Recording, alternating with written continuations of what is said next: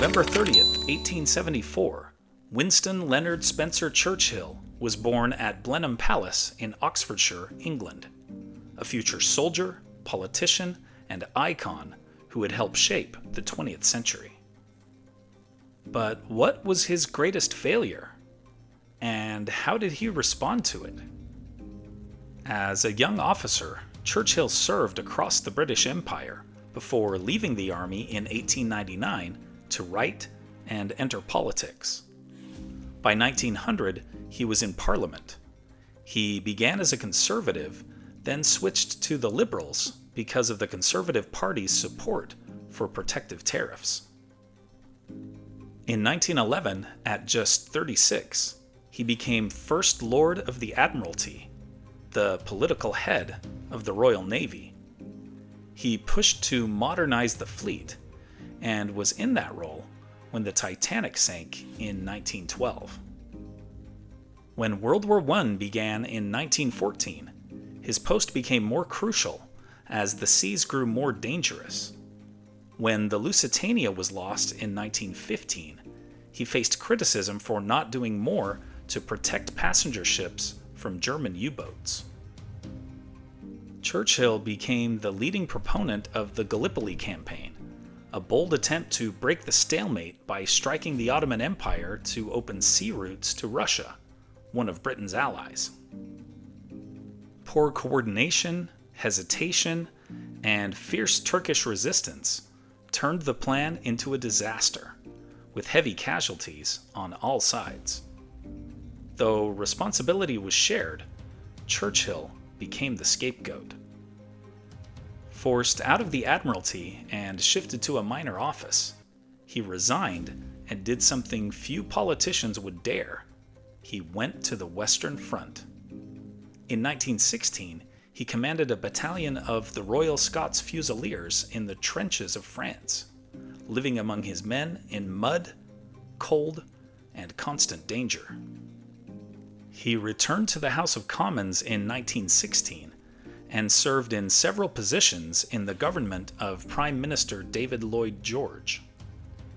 Churchill was, in fact, one of the few voices in the British government who opposed the harsh measures against Germany that characterized the Treaty of Versailles.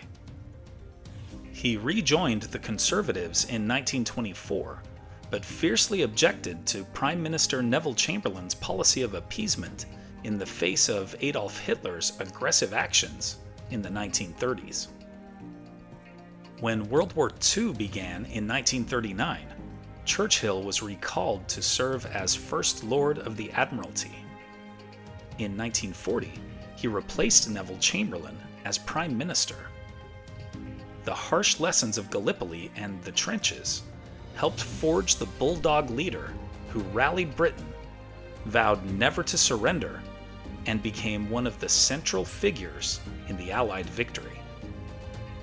When Mrs. Lewis and I visited London in 2022, we made sure to see the Churchill War Rooms, a historic underground complex that served as the British government's secret headquarters during World War II.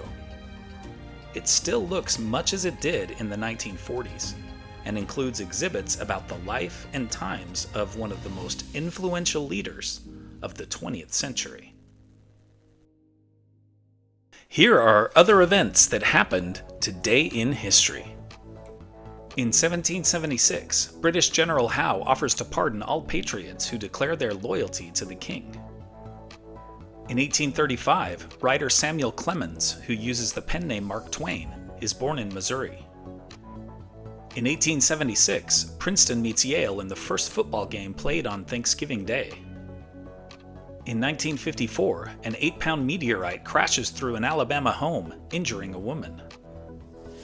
In 1977, Bing Crosby and David Bowie debut their famous duet of Little Drummer Boy. In 1993, Clinton signs the Brady Bill, requiring background checks for firearms purchases. In 2013, Auburn defeats rival Alabama in the Iron Bowl on a play known as the Kick Six.